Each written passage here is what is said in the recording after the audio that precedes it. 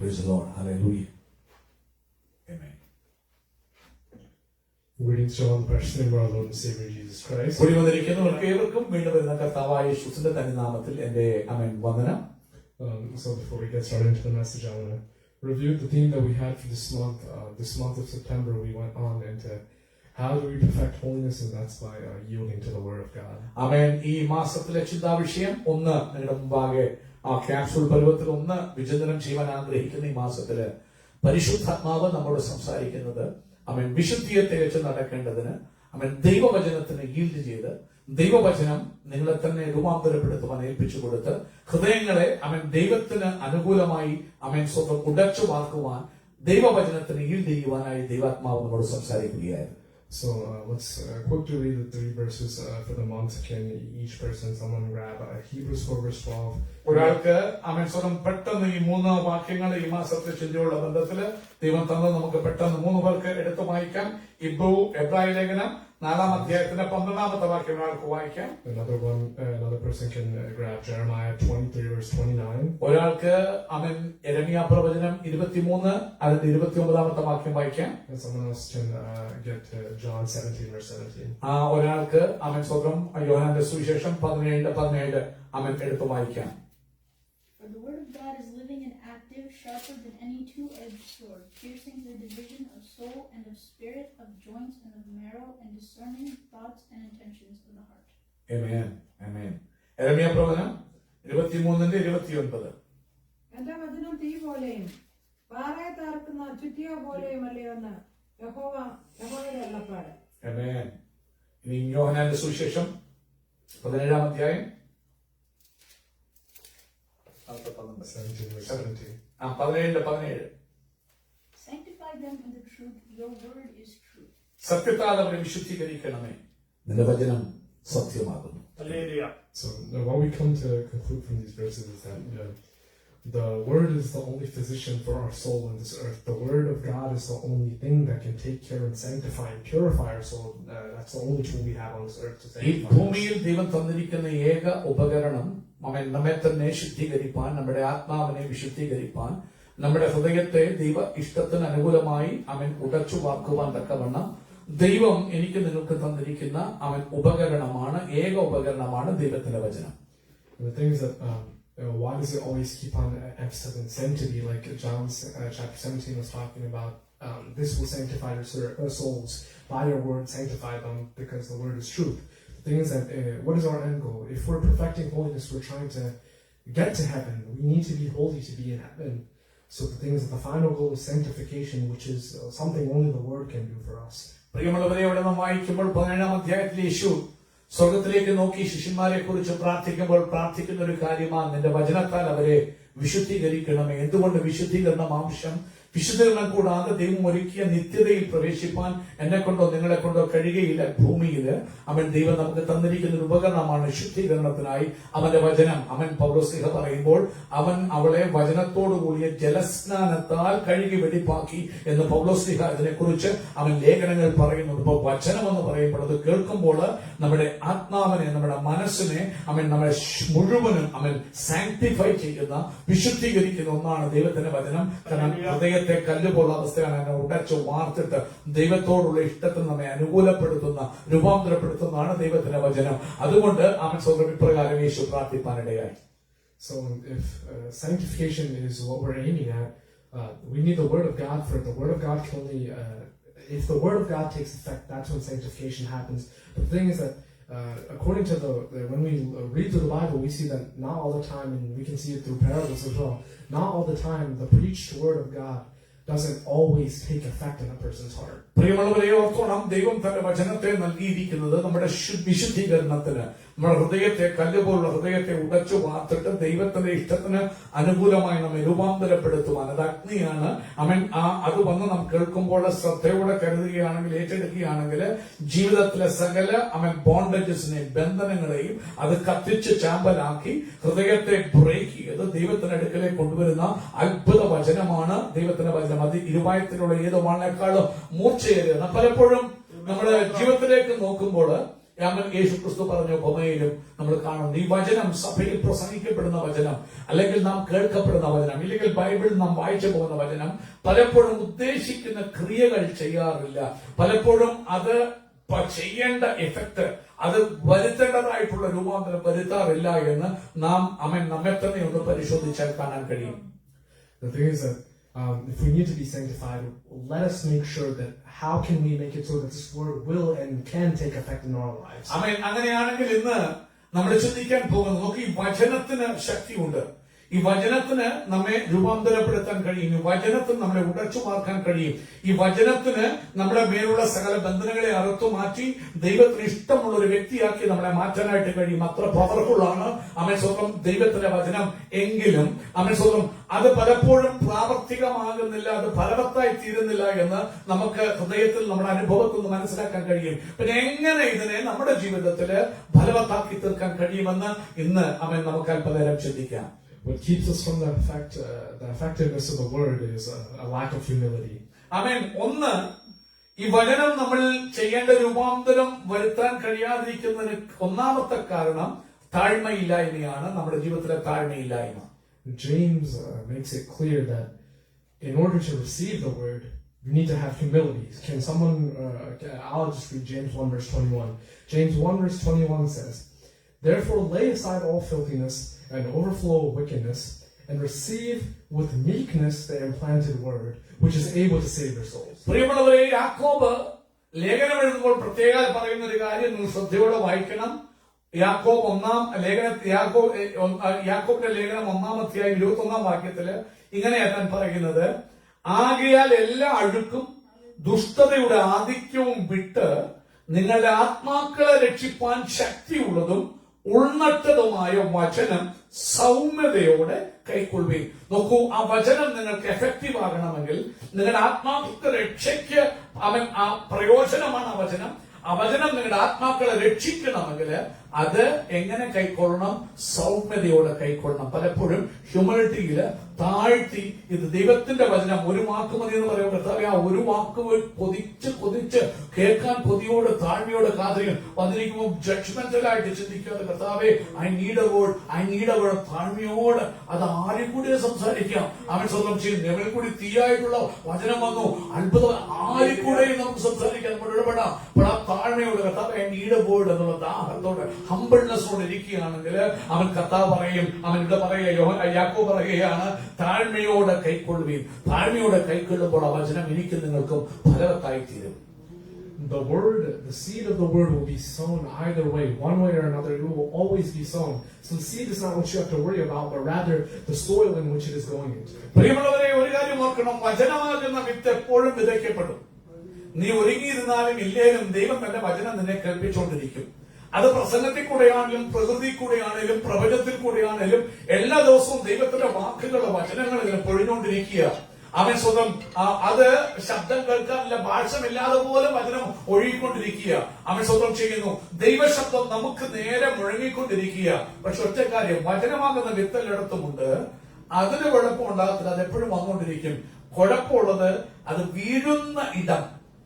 അത് നല്ല മണ്ണായിരിക്കാൻ, നല്ല ഫലപുഷ്ടമായ വളക്കൂറുള്ള ഒരു മണ്ണായിരിക്കാൻ, അത് മാത്രം നമ്മളൊന്ന് ശ്രദ്ധിച്ചാൽ മതി. വിത്തിന് കുഴപ്പമില്ല. വിത്ത് എപ്പോഴും വീണുകൊണ്ടിരിക്കുക. നടക്കുമ്പോഴും ഇരിക്കുമ്പോഴും കിടക്കുമ്പോഴും പുറത്ത് യാത്ര ചെയ്യുമ്പോഴും നീ ഡ്രൈവ് ചെയ്യുമ്പോഴും ജോലി ചെയ്യുമ്പോഴും വിത്ത് വീണുകൊണ്ടിരിക്കുക. പക്ഷേ അത് ജർമിനേറ്റ് ചെയ്യണമെങ്കിൽ, അത് വിള തരണമെങ്കിൽ എങ്ങനെയുള്ള മണ്ണാണ് നിന്റെ ഹൃദയമെന്ന് ആ ഒരു കാര്യത്തിൽ നീ ഒന്ന് ഉറപ്പ് വരുത്തിയാൽ മതി. Meekness is the quality of the soil that your heart needs. ഇന്ന് പകൽക്കാലം ഹൃദയമാകുന്ന മണ്ണിന്, വിത്ത് വീഴുന്ന മണ്ണിന് വേണ്ട ഒന്നാമത്തെ ഒരു ഗുണവിശേഷം എന്ന് പറയുന്നതാണ് താഴ്മ. നിന്റെ ഹൃദയത്തില്, ആ ഹൃദയമാകുന്ന നിലത്ത് ആ മണ്ണിന് താഴ്മ, ഹ്യൂമിലിറ്റി ഇല്ലെങ്കിൽ വീഴുന്ന വചനത്തിന് കിളിർക്കാൻ സാധിക്കുകയില്ല. The thing is that we can go further into this by reading the parable of the sower. പ്രിയമുള്ളവരെ, ഇതിലേക്ക് വീണ്ടും നമുക്ക് ആഴത്തിലേക്ക് പോകാൻ കഴിയും. ഈശോനാഥൻ ഈ ഭൂമിയിൽ ബന്ധപ്പെട്ട ശിഷ്യന്മാരെ ഉപമകൾ കൂടി പഠിപ്പിച്ചു. അങ്ങനെ പഠിപ്പിച്ച ഉപമകൾ ഒന്നാണ് വിതയ്ക്കാൻ പോകുന്നവന്റെ, ആ വിതക്കാരന്റെ ആ ഉപമ. So most of us know this parable, so I'm not going to read the whole thing through, but I'll go through the types of seeds and where they landed. പ്രിയമുള്ളവരെ, ഈ ഉപമ നമ്മളെല്ലാവരും കേട്ട് പരിചയമുള്ളതാണ്. അനേക പ്രശ്നങ്ങൾ അതിൽ നാം കേട്ടിട്ടുണ്ട്. അതിലെല്ലാത്തിൽ കൂടി ഞാൻ വായിപ്പിക്കാനോ ആഗ്രഹിക്കുന്നില്ല. എന്നാൽ അതിൽ കൂടി ഒന്ന് നടന്ന് സ്വന്തം വിത്തിനെ കുറിച്ചും അത് വീഴുന്ന നിലത്തെ കുറിച്ചും ചില പ്രധാന കാര്യങ്ങൾ നിങ്ങളുമായി പങ്കുവെക്കുവാൻ ഞാൻ ആഗ്രഹിക്കുകയാണ്. First, let's talk about the one that fell by the wayside. ഒന്ന് ആദ്യം വീണത് വഴിയരികില് വീണു. വിതയ്ക്കാൻ പുറപ്പെട്ടവൻ വിതച്ചോണ്ടിരുന്നപ്പോൾ കയ്യിൽ നിന്ന് ആ വിത്ത് തറച്ചിട്ട് വഴിയരിക പാത്ത് സൈഡിൽ വീഴാനിടയായി. Luke 8 verse 5 says, some fell by the wayside and it was trampled down and the birds of the air devoured it. ലൂക്കോസിന്റെ സുവിശേഷത്തില് അത് പറയുന്നു, ചിലത് വഴിയരികിൽ വീണു. അപ്പോൾ കടന്നുപോയവർക്ക് ചവിട്ടി മെതിച്ചത് പോയി, വഴിയരികിൽ പറവകൾ വന്നതിനെ കൊത്തിക്കൊണ്ടുപോയി. അപ്പോൾ വിത്ത് വീഴാനായിട്ടല്ല, വിത്ത് വീഴുന്നുണ്ട്, പക്ഷേ അവിടുത്തെ അവസ്ഥ അത് വഴിയരികിലായിരുന്നു എന്നുള്ളതാണ്. വഴിയരികിലായിരുന്നത് കൊണ്ട് നടന്നവർ ചവിട്ടിക്കളഞ്ഞു, കിളികൾ വന്ന് കൊത്തിക്കൊണ്ടുപോയി. What this seed represents is instant rejection of the word. നോക്കൂ, അതെന്തിനെ കാണിക്കുന്നില്ല? വന്നു വീഴുന്ന വചനത്തെ പെട്ടെന്ന് പുറങ്കാല കൊണ്ട് തൊഴിച്ചു കളയുന്നതിനെ കാണിക്കുകയാണ് വഴിയരികിൽ വീണ വിത്ത്. Because the seed didn't even fall in somewhere that could even go inside. It didn't even stay there for a moment. It just bounced away. നമുക്ക് ആ വിത്തൊന്ന് വീണ് അല്പനേരം നിന്നാലല്ലേ കേൾക്കാൻ പറ്റുള്ളൂ.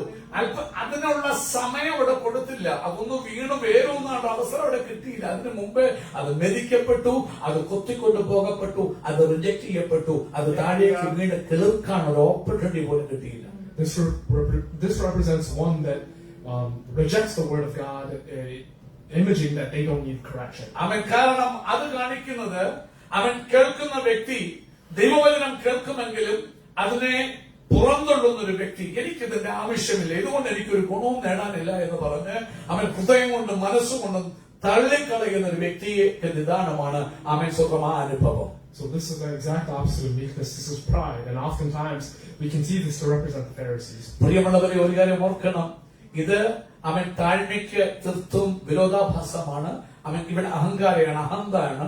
എനിക്കെല്ലാം അറിയാം, ഇതിന്റെ ആവശ്യം ഈ വചനം, ഇതിനേക്കാൾ എത്ര പ്രസംഗം നിങ്ങൾ കേട്ടിട്ടുണ്ട്, ഇതിനേക്കാൾ എത്ര അറിവ് എനിക്കുണ്ട് എന്നുള്ള ചിന്ത വരുന്ന വചനത്തെ ഏറ്റെടുക്കാതെ അതിനെ തിരസ്കരിക്കുന്ന അനുഭവം അത് അഹങ്കാരത്തെ, ഉന്നത ഭാവത്തെ കാണിക്കുകയാണ്. This also shows that, for the word of God to take effect, what James has only prescribed is that you need humility, you need meekness. The word of God has never prescribed anything else that you need in order for the word of God to take effect. It's never required for you to have intelligence. It's never required for you to have a lack of sin. It's never required anything else but humility. പ്രിയമുള്ളവരെ, ഒരു കാര്യം ഓർക്കണം, വചനം ഏറ്റെടുക്കാൻ, വചനത്തിന് കേൾക്കാൻ പറഞ്ഞിരിക്കുന്ന ഒരു ആവശ്യമായ ഘടകം ബൈബിൾ പറയുന്നത് പാപമില്ലാത്തിടത്തെ അത് വീഴത്തുള്ളൂ എന്ന് പറയുന്നില്ല. പാപമുള്ളിടത്താണ് ഈ വചനം പോയി ക്രിയ ചെയ്യേണ്ടത്. ഇല്ലാതെ മറ്റെന്തെങ്കിലും ഇല്ലാത്തിടത്തെ ഇത് വരുത്തുന്നു എന്നും പറയുന്നില്ല. ആകപ്പാടെ ഒറ്റ കാര്യം പറയുന്നത് താഴ്മ വേണം. താഴ്മയോടെ മാത്രമേ ഇത് കൈക്കൊള്ളാൻ പറ്റൂ. താഴ്മയില്ലാത്തിടത്ത് ഈ വചനമാകുന്ന വിത്ത് ഏറ്റെടുക്കാൻ ഒരു വ്യക്തിയെ കൊണ്ട് കഴിയുകയില്ലെന്ന് മാത്രം വചനം പറയുന്നു. If intelligence was a requirement, this wayside parable would have never been said, because the Pharisees had so much intelligence. But how come they ended up like the seeds who fell on the wayside? It's because they have instant rejection due to their pride. പ്രിയമുള്ളവരെ, ഈ വചനം മനസ്സിലാക്കാൻ ബുദ്ധി വേണമെന്നും പറയുന്നില്ല. കാരണം ബുദ്ധി ഒരു ഘടകമല്ല. അല്ലെ, ഇത്ര എഡ്യൂക്കേഷൻ ഉള്ളവർക്ക് ഈ വചനം മനസ്സിലാക്കാൻ പറ്റൂ. സ്വന്തം പ്രത്യേകിച്ച് നിങ്ങൾക്കറിയാം, സ്വന്തം ആരെയും കുറ്റം പറയുകയല്ല. പക്ഷേ നമുക്ക് മുസ്ലിം മതങ്ങളെ കുറിച്ച് പറയുമ്പോൾ അവർ പറയും നിങ്ങൾ അറബിക്ക് മനസ്സിലാകണം. കാരണം ഖുർആൻ വേറൊരു ഭാഷയൊക്കെ അറബിയിൽ അത് വായിച്ചാൽ അങ്ങനെയല്ല ബൈബിള് പറയുന്നത്. നിങ്ങൾക്ക് അറിവ് വേണമെന്നോ ഇന്ന ഭാഷ അറിയണമെന്നോ ഒന്നും ബൈബിള് പറയുന്നില്ല. വചനം വീണ ആകപ്പാടെ ഒറ്റ ഘടകം, നിനക്ക് ബുദ്ധി വേണമെന്നില്ല. ബുദ്ധിയോ ജ്ഞാനമോ ഒത്തിരി ഏറ്റവും ഹയർ ഇന്റലിജൻസോ IQ ഹൈ ആകണമെന്നൊന്നുമില്ല. സ്വപ്നം ചെയ്യുന്നു ഇല്ലെങ്കിൽ പാപമില്ലാതിരിക്കണമെന്നൊന്നുമില്ല. ഈ വചനം ജർമിനേറ്റ് ചെയ്യണമെങ്കിൽ വേണ്ട ഏക ഘടകമാണ് താഴ്മ. ഈ താഴ്മയുള്ളിടത്ത് ഈ വചനം നോക്കൂ. ബുദ്ധി വേണമായിരുന്ന ചില പരീക്ഷന്മാരും ന്യായശാസ്ത്രന്മാരും ഒക്കെയും വളരെ ബുദ്ധിയിൽ സമ്പന്നനായിരുന്നു. അവർ തർക്കിക്കാൻ പ്രാപ്തരായിരുന്നു. കാര്യങ്ങളൊക്കെ ചിന്തിച്ചറിയാൻ കഴിവുള്ള. പക്ഷെ അവര് കേട്ട ഉടനെ അതിനെ റിജക്ട് ചെയ്തു. ഒന്ന് വീണ ഫലം കായ്ക്കാനോ വേറൊന്നാനോ സമ്മതിച്ചില്ല. കംപ്ലീറ്റ് ജഡ്ജ്മെന്റലായിട്ട് ആ വചനത്തെ അവർ തിരസ്കരിച്ചു കളഞ്ഞു. അതുകൊണ്ട് അവർക്ക് ഫലമായി വന്നില്ല. And the things that this is such a tragedy, because it's not the fact that the Pharisees weren't exactly good people. In fact, they're just like us. They're someone who's waiting on. They're very devout people in their religion, they're waiting for their Messiah, but yet when their Messiah is right before their eyes, they've devoted their entire lives to this religion, but yet when the Messiah is right before their eyes, they're so blind that they cannot see a man who's in flesh and bone right in front of them. പ്രിയമുള്ളവരെ, വളരെ ദുരന്തമായ ഒരു അവസ്ഥയാണ് അവരുടേത്. പരീക്ഷന്മാരും ന്യായശാസ്ത്രം ദുഷ്ടന്മാരായതുകൊണ്ടല്ല, അവരുടെ മതത്തിൽ അവർ വളർന്നു വന്നവരാണ്, അവരവരുടെ വചനത്തെ വിശ്വസിക്കുന്നവരാണ്, മശിഹ വരുമെന്ന് അറിവുള്ളവരാണ്, എപ്പോ വരുമെന്നും എവിടെ ജനിക്കുമെന്നൊക്കെയും അവർക്ക് നല്ലവണ്ണം അറിവുള്ളവരാണ്. എന്നാലും നോക്കൂ, അവരുടെ അറിവിന്റെ അഹന്ത, ഉന്നത ഭാവം സാക്ഷാൽ അവരുടെ മശിഹ അവരുടെ കണ്ണിന് മുമ്പിൽ ജഡവതാരം എടുത്തിട്ടും മാംസത്തോടും അസ്ഥികളോടും കൂടെ മുമ്പിൽ വന്ന് നിന്നിട്ടും അതിനെ തിരിച്ചറിയാൻ കഴിയാതെ പുറംകാലം കൊണ്ട് അവർ തൊഴിച്ച് എറിയുന്ന അവസ്ഥ നിങ്ങൾ നോക്കണം. അവരുടെ പ്രതീക്ഷയാണ്, അവരുടെ പ്രത്യാശയാണ് അവരുടെ മശിഹ. അവർ കഴിവുള്ളവരാണ് മശിഹ. പക്ഷേ സാക്ഷാൽ മശിഹ മുമ്പിൽ വന്നിട്ടും തിരിച്ചറിയത്തക്കവണ്ണം താഴ്മ അവർക്കില്ലാതിരുന്നത് കൊണ്ട് അവരുടെ ബുദ്ധിയുടെ അറിവില് അതിനെ റിജക്ട് ചെയ്ത് തള്ളിക്കളഞ്ഞ. അതുകൊണ്ട് അപ്പോഴും പറയുന്നത്, വചനത്തിന്റെ അറിവിൽ നിന്ന് നിനക്ക് ദൈവത്തെ അറിയണമെന്നോ ദൈവവഴികളെ അറിയണമെന്നോ ഇല്ല. താഴ്മയുണ്ടെങ്കിൽ മാത്രമേ വചനം ശ്രദ്ധിക്കാനും ആ വചനം നിന്റെ ഉള്ളത്തിൽ വീണ് ഫലം കഴിക്കാനും കഴിയുകയുള്ളൂ. The next one is the stony ground, the shallow heart. അടുത്തതായിട്ട് ഭൂമിയിൽ കാണുന്നത്, അവൻ പാറസ്ഥലത്ത് വീണു. അവൻ സ്വന്തം പാറസ്ഥലത്ത്, വളരെ കല്ലുകൾ നിറഞ്ഞ ഒരു സ്ഥലത്ത് വീണു.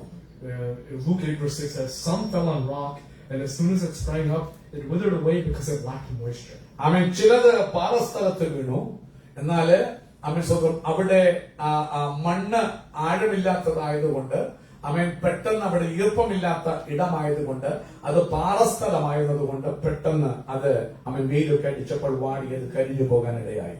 These are people who receive the word with excitement, but because there's no depth, they fall away when trials or anything else comes. Their faith is not consistent because once again it lacks humility to understand that this is a process that they must stay humble under God for a long time. പ്രിയമുള്ളവരെ, ഇത് വചനം കേട്ടിട്ട് ഭയങ്കര താല്പര്യത്തോടെ ആദ്യം ഏറ്റെടുക്കുന്നവരാ. എന്നാൽ അതിനെ കാക്കുവാനോ അതിന് വളരാൻ വേണ്ട സാഹചര്യങ്ങളോ ഒരുക്കി കൊടുക്കുവാൻ ഇടയാകാതെ, കേട്ടപ്പോ ഭയങ്കര എക്സൈറ്റ്മെന്റ് ആണ്, ആനന്ദമാണെങ്കിലും വേര് താഴേക്കിറങ്ങാൻ അവസ്ഥകളില്ലാഞ്ഞതുകൊണ്ട് അവൻ ഫലമില്ലാതെ പോകുന്ന അവസ്ഥകളാണത്. This also once again shows pride, because the things that a lot of people say that the prideful always boast, they always talk about things, they're always rapid, they're fast with things, but instead those who are humble, they're slow, they don't speak, they're consistent. At least they humble themselves under the word of God. The thing is that the prideful, sometimes they do accept the word of God. They're like, they say that they accept it. They're very quick with things, but the thing is that what the word of God means is not quick. Like Nevin Shashan was saying that, he was saying that the plans of God, we're used to a world that everything is quick, but the thing is that that's not what humility requires. Humility requires something that is slow, something that is consistent, something that is constant. പ്രിയമുള്ളവരെ, ശ്രദ്ധിക്കണം. അവൻ ഈ പാറസ്ഥലത്ത് വീണ ആ വിത്ത് നിൽക്കാണ്. പെട്ടെന്നാണ് അവർ ഏറ്റെടുക്കുന്നത്, പെട്ടെന്നാണ് പ്രതികരണം. അവർക്കെല്ലാം പെട്ടെന്ന് സാധിക്കണം, കാത്തിരിക്കുന്ന പരിപാടിയൊന്നും അവർക്കില്ല.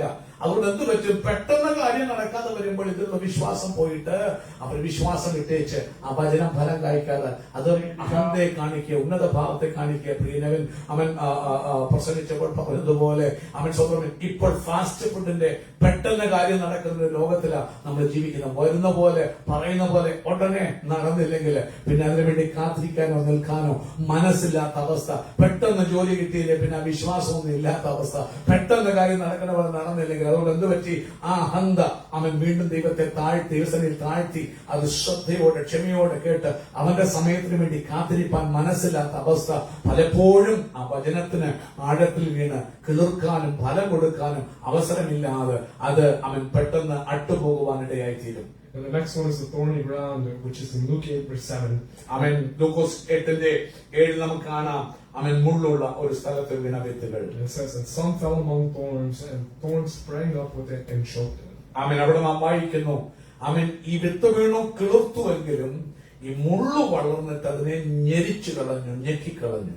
The thorns, most of us know that it represents worldly desires, it represents sin that is surrounding the believer. നോക്കൂ, വിശ്വാസികളെ ചുറ്റും നിൽക്കുന്ന ആ അവൻ ചിന്തകൾ, പാപ സ്വഭാവങ്ങൾ, പാപത്തിന്റെ കണികൾ, അവൻ അതിനെ മുള്ളു കാണിക്കുകയാണ്, ലോകമോഹങ്ങൾ. The thing is that why are the thorns there? It's the fact that the believer has both of their feet on two different grounds. One is in the water, one is on the ground. അവൻ അവിടെ നാം കാണുമ്പോൾ വിശ്വാസികളുടെ ഒന്ന് വെള്ളത്തിലും ഒന്ന് കരയ്ക്ക് നിൽക്കുന്ന മനുഷ്യരെ പോലെയാണ്.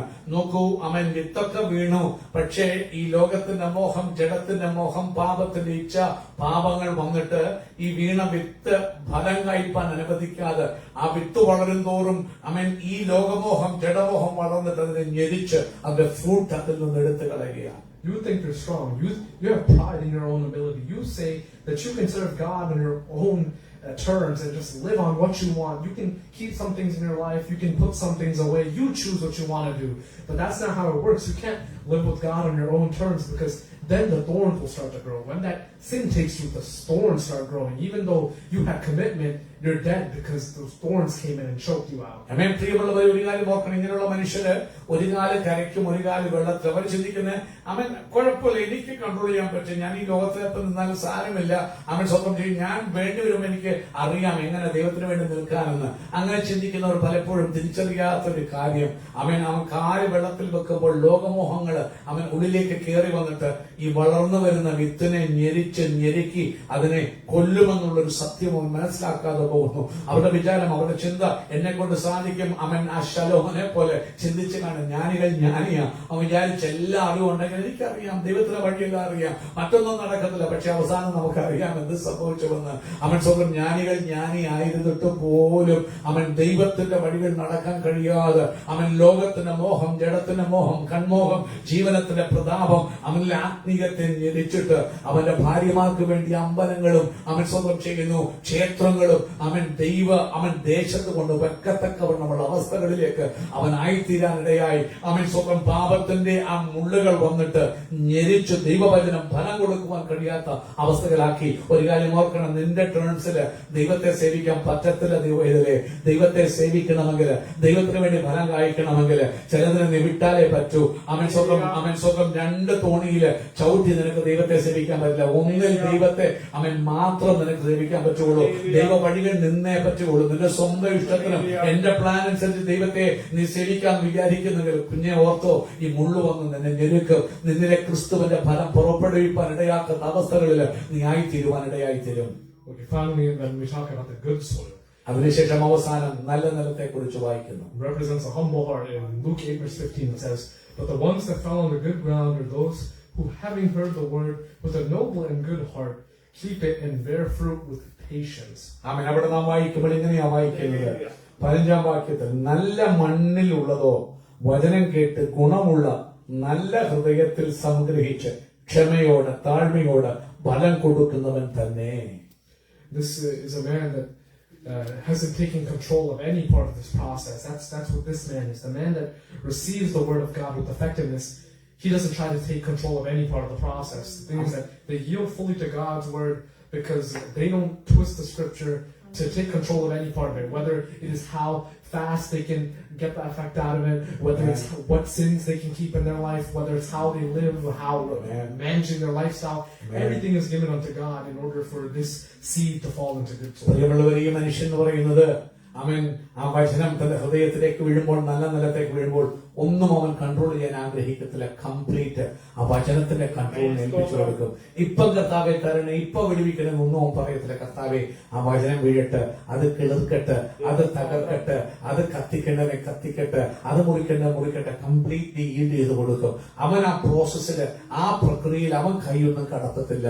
ആ വചനത്തിന് വേണ്ടി അവനെ തന്നെ ഏൽപ്പിച്ചു കൊടുക്കും. ആ വചനം അവന്റെ ഉള്ളിൽ ക്രിയ ചെയ്യാൻ തക്കണം അവനെ തന്നെ സമർപ്പിച്ചു കൊടുക്കും. ആ വചനം അവനെ കൺട്രോൾ ചെയ്യാൻ ഏൽപ്പിച്ചു കൊടുക്കും. അതിലൊന്നും അവന്റെ കരം നീട്ടി ഒരു കാര്യവും അവന്റെ കഴിവിനാൽ ചിന്തിക്കാൻ പോകാതെ, ഇല്ലെങ്കിൽ ഈ പാപം ഞാൻ വെച്ചോണ്ട് അതിനൊന്നും അവൻ കൊടുക്കാതെ കംപ്ലീറ്റ് ആ വചനം അവനെ രൂപാന്തരപ്പെടുത്താൻ, ആ വചനത്തിന്റെ നിയന്ത്രണത്തിന് അവനെ തന്നെ ഏൽപ്പിച്ചു കൊടുക്കാൻ ഇടയായിത്തീരും. So understand that the entire purpose that Satan has in our lives, or what he does in this earth, is try to keep this word from taking effectiveness into the believer's heart. പ്രിയമുള്ളവർ, ഒരു കാര്യം ഓർക്കണം, ഈ കേൾക്കുന്ന വചനം പിശാചിന്റെ ആത്യന്തിക ലക്ഷ്യം എന്ന് പറയുന്നത് ഈ വചനം ഉള്ളിൽ വീണ് അതിന്റെ പൂർണ്ണ ഫലത്തിലേക്ക് എത്താൻ ഇടയാകരുത്. അതിന് വേണ്ടത് എന്തെല്ലാം ചെയ്യാമോ ലാസ്റ്റ് മൊമെന്റിനാണെങ്കിലും നല്ലതായിട്ട് വേരൂന്നി ഫലം കൊടുക്കുന്ന അവസ്ഥകളാണ് അവസാനമാണ് ലക്ഷ്യം മുറിക്കാമെങ്കിൽ അവനത് മുറിച്ചു മാറ്റാൻ വേണ്ടി നോക്കും പിശാച്. So Satan tries to make your heart any other type of soil other than the good soil. അവൻ നല്ല നിലമല്ലാതെ മറ്റേതു നിലമാക്കാനും ഹൃദയത്തെ അവൻ സ്വന്തം അങ്ങനെയാക്കി തീർക്കാൻ വേണ്ടി പിശാച് പരിശ്രമിക്കും. നല്ല നിലമല്ലാതെ നല്ല മണ്ണുള്ള വളക്കൂറുള്ള മണ്ണ് വേറെ എന്താകാനും അവൻ എന്നെ നിങ്ങളെ നയിക്കാൻ ഇടയായിത്തീരും. However, we see that the only heart that was able to overcome Satan was the heart with humility. അവൻ ഏത് ഹൃദയത്തിനാണ് അവൻ സ്വന്തം ജയിക്കാൻ കഴിഞ്ഞെന്ന് ചോദിച്ചു കഴിഞ്ഞാൽ താഴ്മയോട് ഉന്നതമായ വചനം കൈക്കൊണ്ട ഹൃദയത്തിന് മാത്രമാണ് ഫലം കഴിക്കാനായിട്ട് കഴിഞ്ഞത്. ആ നല്ല നിലമുള്ള നല്ല ഫലം പുറപ്പെടുവിക്കാൻ കഴിഞ്ഞത്. It wasn't a heart of intelligence, because that caused pride. We see that in the first example of the one that didn't even root. And it wasn't even the one that did deeds for a minute, because the second one, they accepted it and they were ready to go about it, but they weren't consistent with it. And it can't even be the third one, because the third one was committed, but sin choked it out. So the thing is that the only thing that could overcome Satan, which is emphasized in the Word of God, is humility. Amen. പ്രിയമുള്ളവരെ, ഈ മൂന്ന് അവൻ സ്വന്തം ചെയ്യുന്നു നിലങ്ങൾ നാം നോക്കുകയാണെങ്കിൽ, വീണ നിലങ്ങളെല്ലാം നോക്കുകയാണെങ്കിൽ, ആദ്യത്തത് വീണു, അത് അഹന്റെ ഉള്ളിൽ ഉണ്ടായിരുന്നുകൊണ്ട് തിരസ്കരിച്ചു കളഞ്ഞു, കൈക്കൊണ്ടതുപോലുമില്ല. രണ്ടാമത്തത് പെട്ടെന്ന് ഏറ്റെടുത്തെങ്കിലും അവൻ സ്വന്തം താഴ്മയോട് ക്ഷമയോടും കാത്തിരിപ്പാൻ കഴിയാതെ അവരുടെ രീതിയിൽ കാര്യങ്ങൾ പോകണമെന്ന് കൊതിച്ചതുകൊണ്ട് ആ വിത്തിനും ഫലം കഴിക്കാൻ കഴിഞ്ഞില്ല. മൂന്നാമത്തത് സമർപ്പണം ഉണ്ടായിരുന്നു, പക്ഷെ ഒരു കാര്യം, അവൻ ഇരുതോണിയിൽ കാല് ചവിട്ടി ലോകത്തിനും ആ സ്ഥാനം കൊടുത്ത് അവൻ കർത്താവിന് സ്ഥാനം കൊടുത്ത് പോയതുകൊണ്ട് ലോകമോഹങ്ങൾ വന്നിട്ട് ആ വിത്ത് വളർന്നു വന്നെങ്കിലും അവൻ ഡെഡിക്കേഷൻ കമ്മിറ്റ്മെന്റ് ഉണ്ടായിരുന്നു, ഞെരിച്ചു കളഞ്ഞു, ഫലത്തിലേക്ക് കൊണ്ടുവന്നില്ല. എന്നാൽ അവസാനത്തേത് ആ നല്ല നില താഴ്മയോട് ഒരു കാര്യവും കൺട്രോൾ ചെയ്യാൻ പോകാതെ, വചനം ഞാൻ പറയുന്ന പോലെ വരണമെന്ന് പറയാൻ പോകാതെ, വചനത്തെ എന്റെ ഇഷ്ടത്തെ കൂട്ടിമാറ്റാൻ നോക്കാതെ, കംപ്ലീറ്റ്ലി കർത്താവിന്റെ നിയന്ത്രണത്തിന് ആ വചനത്തിന്റെ ആ വചനമാകുന്ന ദൈവത്തിന്റെ ഇഷ്ടത്തിന് വിട്ടുകൊടുത്തപ്പോൾ ആ വചനം ആ നിലത്ത് ഉടയ്ക്കേണ്ട ഉടക്കട്ടകളെയെല്ലാം ഉടച്ച് അവൻ സ്വന്തം അവൻ നിലം നിരപ്പാക്കി അതിനെ നനച്ച് പരിശുദ്ധാത്മാവ് അതിന് നനവ് കൊടുത്ത് മഴ പെയ്യിച്ച് വളർത്തത്തക്കവണ്ണം ദൈവത്തിന്റെ പ്രോസസ്സിന് വേണ്ടി ഹ്യൂമിലിറ്റിയോട് താഴ്മയോട് ആ നിലം ആ ഹൃദയം ഏൽപ്പിച്ചു കൊടുത്തു. അത് അവിടെ ഫലം കൊണ്ടുവരുവാൻ അവൻ ജീവിതത്തെ രൂപാന്തരപ്പെടുത്തുവാൻ ഇടയാക്കി. So as I'm concluding my words, the thing is that what we finally end up realizing that the word taking effectiveness is us overcoming Satan. The thing is that the only thing that can overcome Satan is humility. And the thing is that this reminds me of a story that I've heard of one of the saints of God. അവൻ പ്രിയമുള്ളവരെ, ദൈവവചനം പഠിക്കുമ്പോൾ അവൻ ഏറ്റവും പ്രധാനപ്പെട്ട കാര്യം എന്ന് പറയുന്നത് അവൻ ദൈവവചനത്താൽ അവൻ ദൈവസന്നിധിയിൽ വ്യവസ്ഥയിലേക്ക് വന്ന് പാപത്തെ അതിജീവിക്കുന്നതാണ്. ആത്യന്തിക ലക്ഷ്യം പാപമില്ലാത്തവരായി വിശുദ്ധിയിൽ ജീവിച്ചിട്ട് ദൈവം ഒരിക്കൽ നിത്യതയിൽ എത്തുകയാണല്ലോ നമ്മുടെ ലക്ഷ്യം. ആ പാപമില്ലാതാക്കുന്നത് ഈ വചനമാണ്, നമ്മെ കഴുകി ശുദ്ധീകരിച്ച് അതിന് നമ്മെ സഹായിക്കുന്നതാണ് താഴ്മ. അവൻ അതിനെക്കുറിച്ച് പറയുമ്പോൾ അവൻ ഒരു കാര്യം ഞാൻ എപ്പോഴും ഓർത്തു പോകുന്ന ഒരു വിശുദ്ധൻ അവൻ പറഞ്ഞൊരു കഥ അവൻ സ്വപ്നം ചെയ്യുന്നു. ഇതിനെക്കുറിച്ച് സംസാരിച്ചൊരു കഥ ഈ തരുണത്തിന്റെ മനസ്സിലേക്ക് കടന്നു വരികയാണ്. It's the life of Saint Moses the Black. അവൻ സെയിന്റ് മോസസ് ദ ബ്ലാക്ക് എന്ന് അറിയപ്പെടുന്ന അവൻ ഒരു വിശുദ്ധന്റെ അവൻ കഥയാണ്. So essentially, Saint Moses, he was initially his life. He was a thug. He was a murderer. He was a criminal. He was also a gang leader. This is basically taking place in Africa. I'm not sure if it was Egypt and Alexandria, but it was somewhere in Africa around the 3rd century. മൂന്നാം നൂറ്റാണ്ടിൽ അവൻ അലക്സാൻഡ്രിയയിലാണോ ഈജിപ്തിലാണോ എനിക്കറിയില്ല, അവിടെ ഏതോ ഒരു സ്ഥലത്ത് ആഫ്രിക്കയോട് ബന്ധപ്പെട്ട കോണ്ടിനെന്റില് 3-ാം നൂറ്റാണ്ടിൽ നടക്കുന്ന ഒരു സംഭവമാണ്. ഈ മനുഷ്യൻ അവൻ സ്വന്തം ഒരു തഗ്ഗായിരുന്നു, താൻ അവൻ വലിയ റൗഡി ആയിരുന്നു, ഒരു ഗ്യാങ്ങിന്റെ ലീഡർ ആയിരുന്നു, വളരെ മോശമായ ജീവിതം നയിച്ചു വന്ന ഒരു മനുഷ്യനായിരുന്നു അവൻ ഈ Saint Moses Black. He was a known murderer in the land. അന്ന് നിലനിന്ന തന്റെ രാജ്യത്തിൽ അറിയപ്പെട്ടിരുന്ന ഒരു കൊലപാതകിയായിരുന്നു അവൻ, നമ്മുടെ ഈ സെയിന്റ് മോസസ് ബ്ലാക്ക് എന്ന് അറിയപ്പെടുന്ന ഈ മനുഷ്യൻ. And then he ended up having an encounter with some ascetic monks that followed Christianity over in Alexandria. അവൻ അലക്സാൻഡ്രിയയിൽ അവൻ സ്വന്തം ചില സന്യാസിമാർ, ക്രിസ്തീയ മതം സ്വീകരിച്ച ചില സന്യാസിമാരുമായിട്ട് അവൻ സ്വന്തം ബന്ധത്തിൽ ഈ മനുഷ്യൻ അവൻ കടന്നു വരേണ്ടതായി വന്നു. And with that, God had touched his heart, and eventually his life came to the point that he also joined them and he became an ascetic monk along with them. അവൻ ഈ മനുഷ്യൻ ഈ സന്യാസിമാരെ കണ്ടിട്ട് എങ്ങനെയോ അവരിൽ ആകൃഷ്ടനായിട്ട് അവസാനം ഇവർ ഒരുവനായിട്ട് ആ മനുഷ്യനും അവൻ ഒരു സന്യാസിയായി മാറുവാനിടയായി, ക്രിസ്തീയ സന്യാസിയായി. And when he was a monk, he noticed even though he was holy, he had intelligence. By then, he had learned the word of God, but yet then he was a man who was known for fasting back then. In the 3rd century, he fasted severely. He stayed awake for nights and prayed and pushed himself with sheer willpower. അവൻ പ്രിയമുള്ളവരെ, ഒരു നല്ല വിശുദ്ധനായിട്ട് അവൻ മാറി. അവന്റെ പാപ സ്വഭാവങ്ങളെല്ലാം ഉപേക്ഷിച്ചു. അവൻ ജ്ഞാനത്തിൽ ഈ സമയം കൊണ്ട് ദൈവത്തെയും ദൈവവഴികളെയും ഒക്കെയും പഠിക്കാനും അറിയാനും ഇടയായി. അക്കാലത്ത് അവൻ നൂറ്റാണ്ടിൽ ജീവിച്ചിരുന്ന വിശുദ്ധന്മാരുടെ മധ്യത്തിൽ വളരെ ഉപവസത്തിന് വേണ്ടി സമയം വേർതിരിച്ചൊരു മനുഷ്യനാണ് സ്വന്തം ഈ സെയിന്റ് മോസസ് ബ്ലാക്ക്.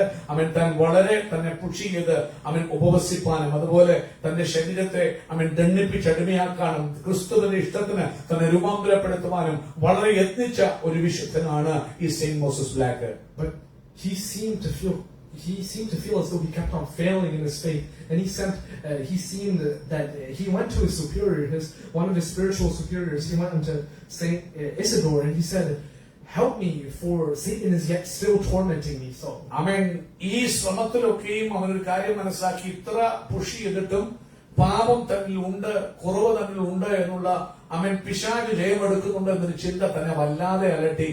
താൻ ആ സന്യാസ സമൂഹത്തിലെ തന്റെ മുകളിൽ ഉണ്ടായിരുന്ന നേതൃത്വത്തിലുള്ള ഒരു സന്യാസിയുടെ അടുക്കൽ ചെന്നിട്ട് അസഡോർ എന്ന് പറഞ്ഞ ആ വിശുദ്ധരെടുക്കപ്പെട്ട് പറഞ്ഞു, ലുക്ക് എന്നെ സഹായിക്കണം. ഞാൻ എത്ര ശ്രമിച്ചിട്ടും എത്ര പരിശ്രമിച്ചിട്ടും ഒത്തിരി ഉപവസിച്ചിട്ടും ഒക്കെയും വീണ്ടും പിശാച് ജയമെടുക്കുന്ന അവസ്ഥ ഞാൻ കാണുന്നു. ഞാൻ പൂർണ്ണനല്ല എന്നൊരു കുറവനിൽ കാണുന്നു എന്ന് പറഞ്ഞ് ആ മനുഷ്യരുടെ അടുക്കൽ സഹായത്തിനായി കടന്നുപോയി.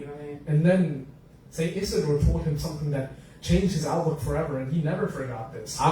ആ വിശുദ്ധനായ ഇസഡോർ അന്ന് സെയിന്റ് മോസസ് ബ്ലാക്കിന് ഒരു കാര്യം പഠിപ്പിച്ചു. അതിന്റെ ജീവിതത്തിൽ പിന്നീട് ഒരിക്കലും വിട്ടുമാറിയില്ല. അന്ന് താൻ ഒരു കാര്യം ഗ്രഹിക്കാനിടയായി. He told him, "You fast, but Satan does not eat." സ്വതം ചെയ്യുന്നു, നീ ഉപവസിക്കുന്നു, പക്ഷെ പിശാച് തിന്നുന്നില്ല.